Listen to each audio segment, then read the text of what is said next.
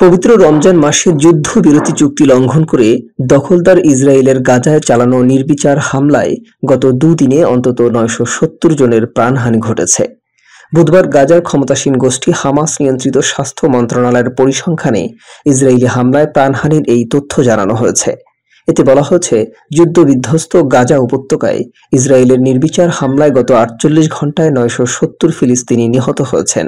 গাজার স্বাস্থ্য মন্ত্রণালয় বলেছে, সোমবার স্থানীয় সময় দুপুর পর্যন্ত গাজা উপত্যকায় ইসরায়েলি যুদ্ধে প্রাণহানির সংখ্যা ৪৮,৫৭৭ জনে পৌঁছায়। এরপর বুধবার দুপুরের দিকে এই সংখ্যা বেড়ে ৪৯,৫৪৮ জনে দাঁড়িয়েছে। যুদ্ধবিরতির চুক্তির শর্ত লঙ্ঘন করে সোমবার রাত থেকে গাজা উপত্যকায় নির্বিচার হামলা শুরু করেছে ইসরায়েলি বাহিনী।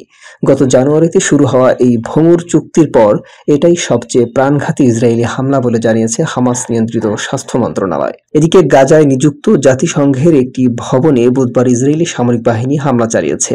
এই হামলায় সেখানে সংস্থাটির অন্তত একজন বিদেশি কর্মী নিহত ও ৫ জন গুরুতর আহত হয়েছেন।